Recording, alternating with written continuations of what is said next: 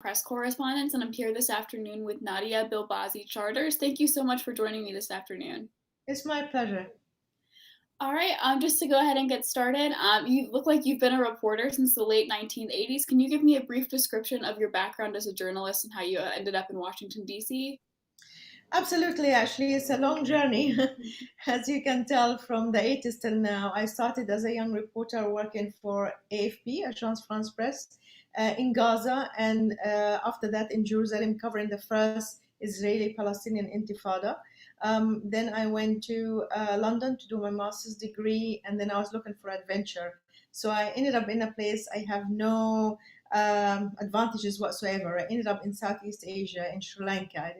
I mean, they speak English, obviously, but I didn't know the culture. It's very different from the Middle East. So I worked there as a freelance journalist covering the civil war between the Tamil rebels and the Sinhalese forces. And then after 4 years, I moved to Africa, where I spent 10 years as a war correspondent, going from different conflict zones to another. I covered the Eritrean Ethiopian War in the 90s. I was in Somalia during the warlords. I was in Congo when Kabila's forces descended on Kinshasa, the capital. I was in Angola when Savimbi forces were defeated and the government took over. I was in South Africa for the re-election of Nelson Mandela. I was so many places in Nigeria, in Tanzania, in Uganda. I spent really 10 years covering the wars in Africa, conflicts and famine, civil wars, etc. And then I ended up covering actually the US invasion in Iraq in 2003. And by then, I went to on the border between Iraq and Kuwait, and I was embedded with the Marines at the time. Sorry about the sound. No problem. And then after that, it was kind of a wake up call for me because I had two young children. I was the first Arab woman probably to be embedded with the Marines and to move forward to a war zone in Iraq that nobody knew how it's going to end. So I decided to go back to Nairobi, where I was based for 6 years, and my office was expanding, so they offered me basically four places: New York, London, Paris, and Washington. And I took Washington as my blind date, as I always say. I'd never been to America before. I traveled all over the world as a foreign reporter, and it was a gamble for me to move with two small children. I also lost my husband at the time in a plane crash. So as a single mother, as a breadwinner, as a war correspondent, it was really hard to adjust the first year in Washington, but then it became home, and I've been here ever since 2003. I came with the US invasion of Iraq. It was a focus for Arab journalists, obviously, to be in Washington. I managed to get a record number, actually, of 6 interviews with President Bush at the time. So I covered the Bush administration, the Obamas, and then I covered the Trump administration and now the Biden administration. That's an amazing story and way to look back on a long career. I'm very sorry to hear about your husband's passing, though. Thank you. I looked kind of into your background as well, and I noticed that you were a local officer for the International Committee for the Red Cross. How did your work with that committee kind of shape the fact that you wanted to be a journalist in this career? Actually, it was very interesting time because I was a young graduate. I was 23-year-old, I think. Just got back from England, and I was looking for an exciting job. And I was lucky enough to work for the International Committee for the Red Cross, the ICRC. I admire them immensely because they're a neutral body. They're trying to do their best in very dangerous circumstances. And I love the adventure as well. I wanted to be on the ground. So part of it, it's really indirect training for a field reporter. I also covered military trial of Palestinian political prisoners during the Israeli military occupation of Gaza at the time. And I think working with them, you gain very quickly a professional also outlook into conflicts, of how not to be part of it, not to be partisan. And it's very hard and emotional, especially if you come from that part of the world. But I think working for them give me the basis of going forward, and actually became a reporter by complete coincidence, because when I was working with them, the first intifada started, which is called in Arabic for uprising, which is a revolt against the Israeli military occupation of the West Bank and Gaza. And I got to be in the streets, going to the refugee camps, which I never been to before. And I love being a reporter, so I quit my job to the dismay of my parents. I was an only child, and it was for them. It's very hard for their daughter to be a reporter in a dangerous situation. But I think that training has given me the basis of going forward as a reporter. Definitely. And how important do you think it was staying safe? Like, how were you able to kind of travel from all these high conflict areas and maintain like your safety and still be able to do the job effectively as a journalist? Sometimes when you're doing the story, sometimes you don't think, I have to admit, you don't think of the safety elements. But in general, as we grow older and we become wiser, I always say to young journalists who are starting, use what I use, which is a calculated risk. So don't throw yourself into the pit fire, but always trying to balance between the importance of accessing the story and informing the public, and between your personal safety. Because, as I always say, it is the reason actually I didn't continue covering the war in Iraq is because I have two young children, 8 and 11 at the time. And it was a very hard decision for me. I could have been the most decorated journalist, I could have gotten awards, but in the end, it is the call of being a mother that's superior than that of being a journalist, I think. And it's always a dilemma, always. Um, I remember sometimes looking back, I was in southern Sudan, and we were bombed by Antonov airplanes. It was an open field. We have no idea where to go.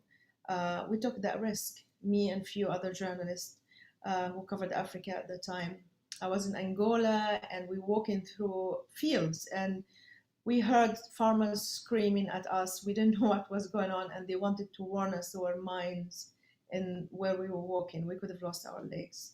The war in Iraq was a wake-up call for us, but um, you choose this profession not because it's an easy job and not because it's a safe job. There is something in us that sometimes we're willing to sacrifice. I have seen colleagues who died covering stories in Africa and elsewhere, actually.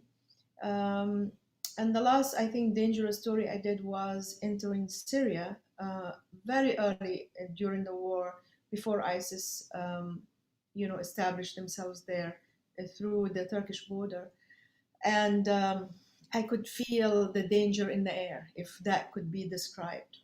And after that, I promised my children that maybe I won't go to a war zone. It's a very, very tough environment. Being a woman is even tougher. And I'll give you one last example. When I covered Somalia, I was in Mogadishu in and out maybe 25 times. And often I'll be in a room full of men and who carry Kalashnikovs or AK-47s, as they call them. And I look at myself and I say, is it worth it? Because things can turn over 1 second, and all the serenity that you see in a meeting can erupt into a violent conflict, and you can be caught in crossfire. So I took this risk many, many times before, including taking planes from Nairobi to Mogadishu with no seats in the plane. It was not just seat belts, there was actually no seats. So they put you on top of what they call the qat, which is the plant they chew, and they take them in big sacks. So they will take few brave journalists on top of this huge big sacks, and we pay them cash on the tarmac, and they will take us to Mogadishu just to give our audience a small window to the suffering of innocent civilians sometimes. Oh my gosh, I couldn't imagine getting on a plane without physical seats. That's amazing. Yeah, I can definitely see how that would be a little nerve-wracking. Yeah. We were, every time we say a prayer, put it this way. Yeah, I can imagine for sure. Um, so you kind of spoke about how when you were working with the ICRC, that was when the first Palestinian Intifada was occurring. Can you kind of describe experiencing that as more of a civilian role with the ICRC versus actually going into it as a reporter and having to tell these stories? And A huge difference. And this is, I always say as well that sometimes it is, I don't know if this sound is annoying, but I'll try to turn it off completely.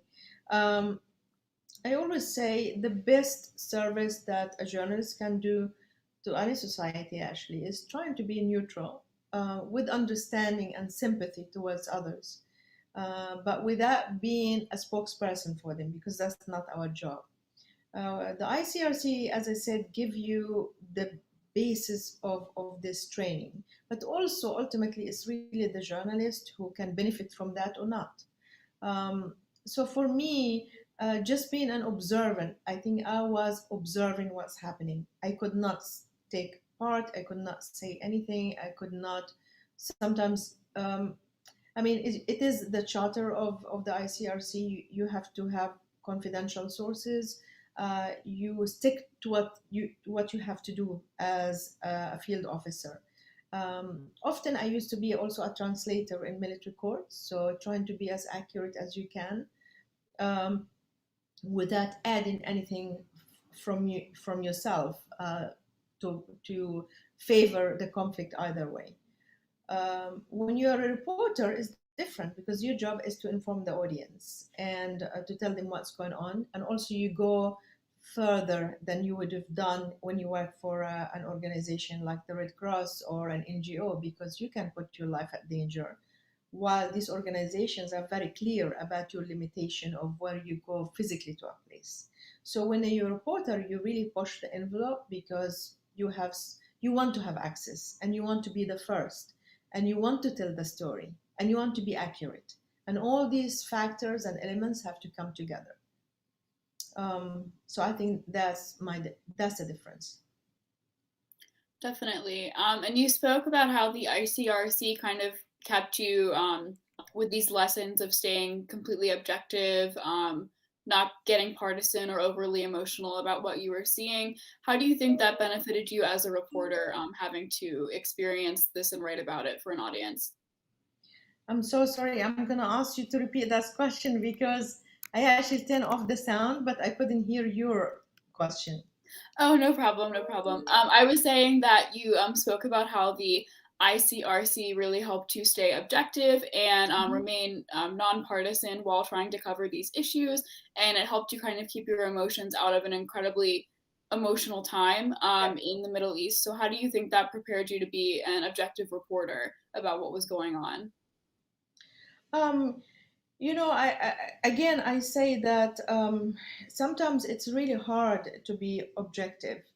And sometimes it's okay to be biased towards exposing suffering and inhumanity and atrocities and war crimes.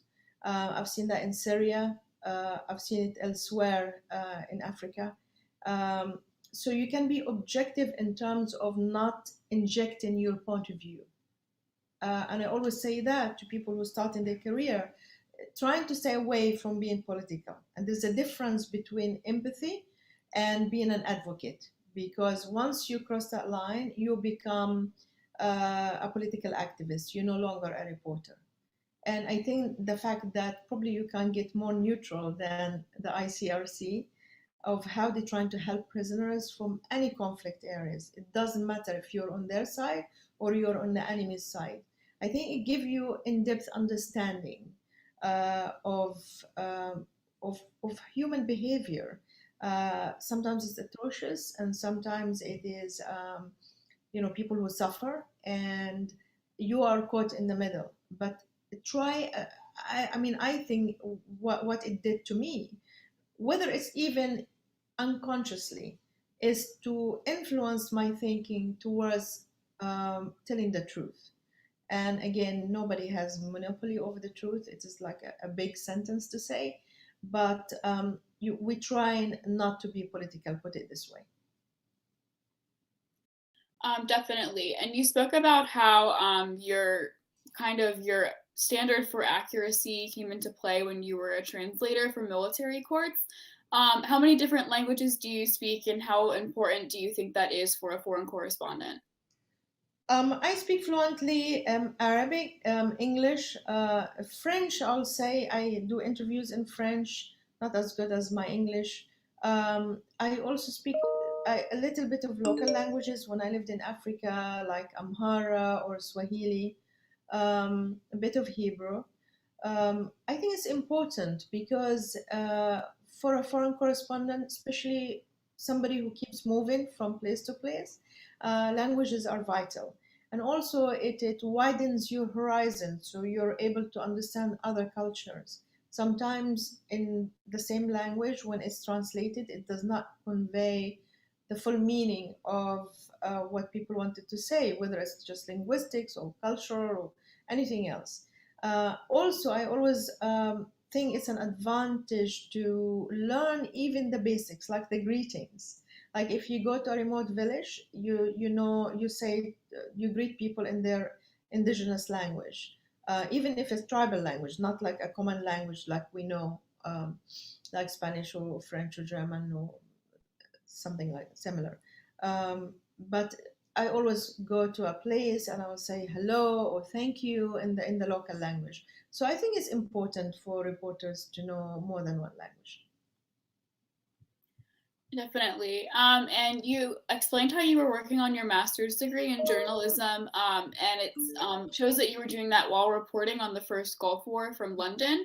How do you think working as a journalist while also going to school for it at the same time um, bolstered your skill in the career, and were there any challenges with that? I love academia, so any chance to go back is very important because there is a huge difference actually. When you go back to do your degree, whether it's a PhD or a master's degree or even undergrad, some people are, I always say, you don't have to go to school of journalism to be a reporter. You have to have the basics. You have to have the integrity, as I say, to tell the truth. You have to have the inquiring mind and the curiosity to ask questions, and have to be comfortable of pushing the envelope and challenging norms or governments or militias or whatever. And you take a risk, calculated risk again. um, Academia give you the structure, and give you the time to digest things and to understand history and geography and culture, and to tie them together and to understand a political situation. So although I was starting just an accidental journalist, as I said, I quit my job at the ICRC, joined the AFP, and they were too kind to take me. I was thinking, I was like a foolish reporter who's willing to run in the streets with being caught between demonstrators and the Israeli army. And at the time, you have no guarantees. There was no insurance, there's no health insurance, there is no life insurance, there's no vest. It's basically if you survive, you tell the story. If you get killed, they will say like, we lost a young reporter here. So it was completely different circumstances than now. Um, but again, that will give you, being in the streets, give you the experience of being out of office, and it's vital for a reporter or an editor or a producer to see what is it like to be in the streets. And that's actually, believe it or not, has helped me last summer, very close to my office, when I was covering the riots in the aftermath of the killing of George Floyd. So I was tear gassed twice outside the White House. I was caught in stampede. If I fell on the ground, I can guarantee you I would have been hurt badly, because the crowd was rushing and pushing, and the police were on horseback. They were just like pushing people forward towards the church when the president decided to come out that day, President Trump. And also this enthusiasm that I thought I never lost, despite the fact that I'm 30 years older than the time when I started. It's actually, this is what experience on in the streets means. And you don't lose track. You always focus, on what you have to say. And we have live coverage, by the way. We were on air hours at certain days. But when you go back to do your master's degree, and I chose it to do it about the Middle East, again, about Saddam Hussein invasion of Kuwait at the time. Um, and I was living in London. Um, I think that it just put things in perspectives, and it gives you a break from the daily running of feeding the beast, as we say, um, and give you the space to digest things and to look at them in a more of analytical eye, I think. And it's a luxury to be able to do that, to take time off and to go and do your master's degree and then go back to your career. Not many people actually are able to do that. Definitely. And today in sorry, excuse me. Today in your work, you said how it's important to be able to have this education on the areas that you're covering. If there are any new information that pops up, how do you kind of stay informed while trying to keep your audience informed about what's going on? Well, now in the old days, we used to struggle because there was no Google, there was like no cell phones, smartphones with you, no social media. Now we are bombarded daily with information, and it's in a way it's harder because you have to sift through tons of information that meant to disinform the public. So they're working against you, not for you, most of the time. I mean, we rely on the bona fide publications, whether it is newspapers like the New York Times or Washington Post or others, or a radio or TV or a certain, publication online.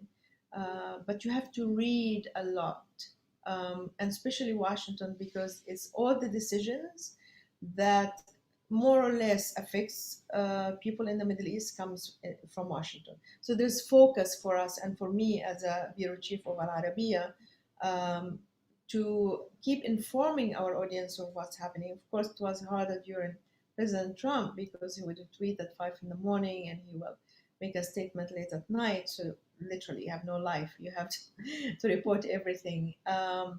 But still, like now, the White House traditionally, I have seen it changing from time to time. It used to be focused on domestic issues. The State Department's focus was always on foreign affairs. Now they're mixed, there's a gray line in between. And very often you hear Jen Psaki, and I go often to the briefing and I'll ask about Iran, about Yemen, about Iraq, about ISIS, about all kind of foreign affairs issues that also important to the United States. Of course, exiting from Afghanistan, America's longest war.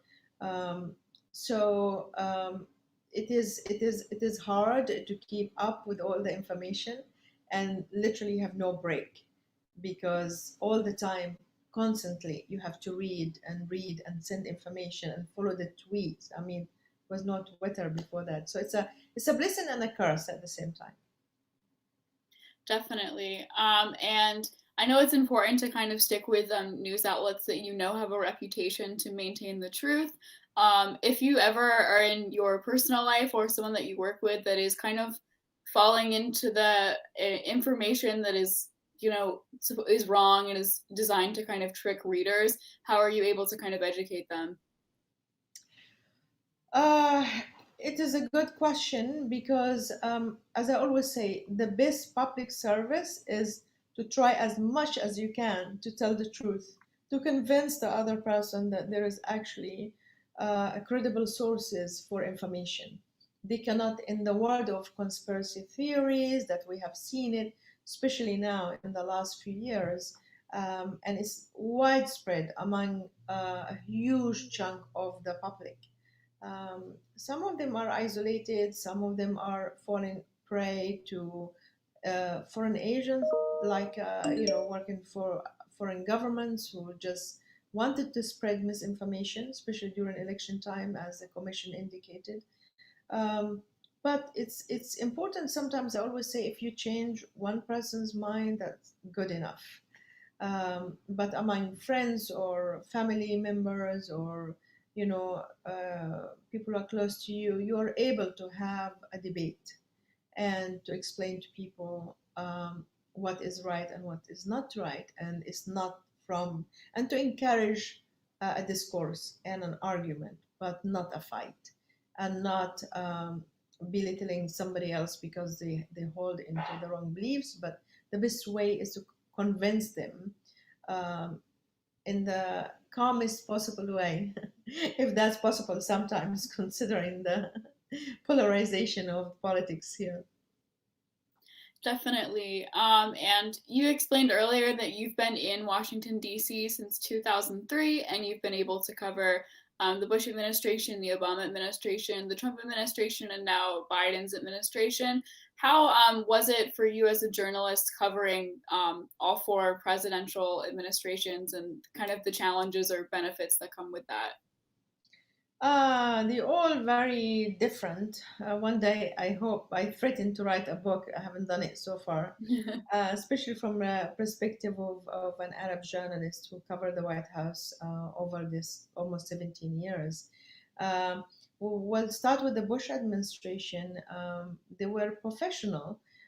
You can access information and you can reach out through the structure, the National Security Council.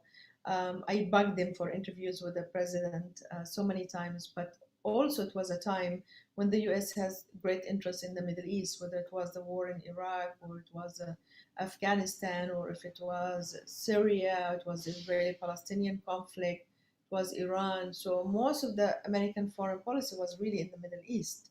At the time, nobody was talking much about China or Russia.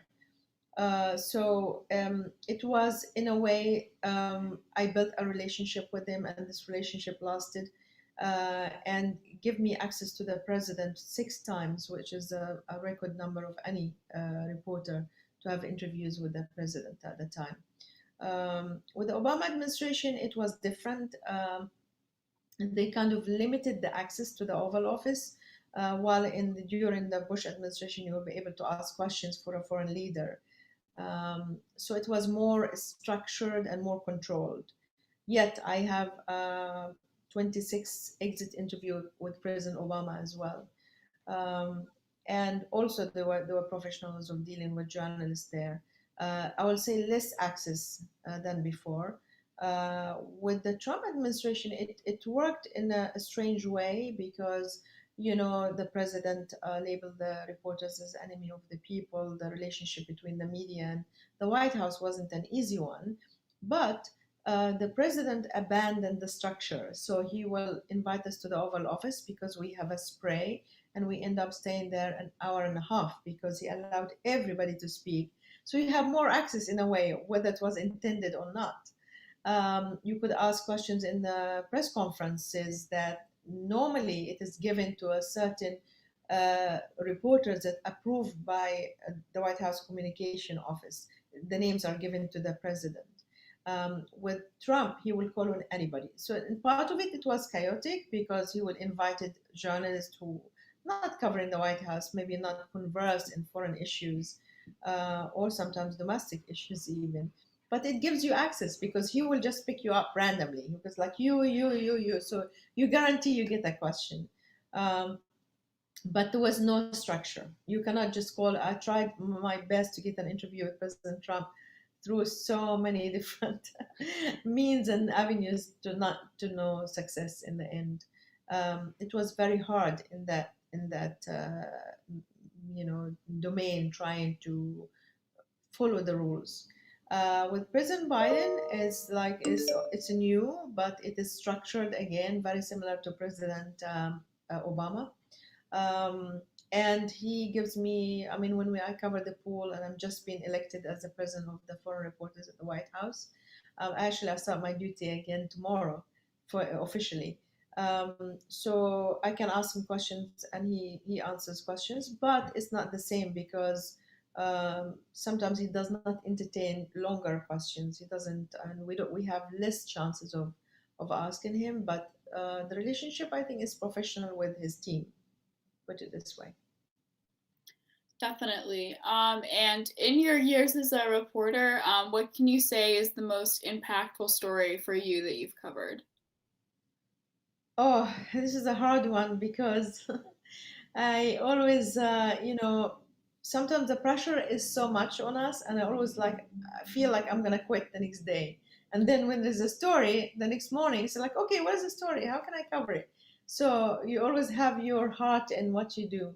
Uh, so many, to be honest. I mean, I was the first reporter to go with, not the first person, but among many other reporters, but the first batch of reporters who went to Guantanamo when they opened it. And it was interesting to see the trial of Khalid Sheikh Mohammed, who was accused of being the mastermind of Al Qaeda, and what led to 9/11, and how the world has changed dramatically after 9/11. Um, I think it gives you you pause for questioning to say, what if it didn't happen? What if they never attacked the United States? And Afghanistan would have been the case in terms of war, and the guys who fought in Afghanistan won't have gone to Iraq, and you won't have, maybe the Iraq war was a mistake as well after that. It's just so many questions in your mind, but also to see yourself as a reporter standing face to face with this evil people, and you wonder what went through their mind when they did that. So from one perspective, it impacts you in a way, and also you're privileged because you'll be one of the few journalists who managed to report from Guantanamo. I think that was 2004.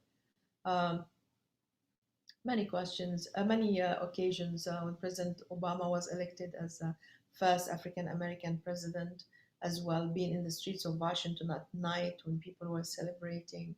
Um, the recent attack on the US Capitol on January 6th, we were covering it. I was covering it as a normal event, and suddenly it turned violent again, tear gassing and shooting, and police roadblocks, and long hours of working. It was freezing cold. It leaves an impact on you that this is happening not in a third world country, but in the United States of America, one of the biggest democracies that we have. There was so many other stories actually, that in a way, to me, like, every story is unique, so I cannot really sometimes choose. It's like choosing between your kids. But even doing feature stories about the homeless in DC, um, how could that be in one of the richest countries in the world, that you have homeless people all over and across proximity to the White House? Um, so there was a few stories actually that make you think, and it leaves an effect on you for a while. Um, but the nature of the news that we cover also is very grim, and sometimes it's grotesque, and it has an emotional toll on our souls for sure. Definitely. And when you talk about the emotional toll that covering these stories can take, how are you able to kind of cope and find your center to continue to wake up every day and cover these stories? Um, First off, I think I always say you have to love what you do. Actually, more than love. Uh, there is a word for it in Arabic, which is a higher status of love, even. So this will sustain you, because otherwise you will quit. I would say, many years before. At the same time, I think uh, sometimes you put things in perspective. You go home, you listen to music, you talk to your friends, you go out, um, you know, play sport. Obviously, it helps, but it's mainly really is your attachment to the news and your ability to be a reporter despite everything else. It's hard. It's very hard. but only the one who really loves this profession that stays till the end. Definitely. And is there anything else you want our members of the AFC to know about your career or anything that you're working on?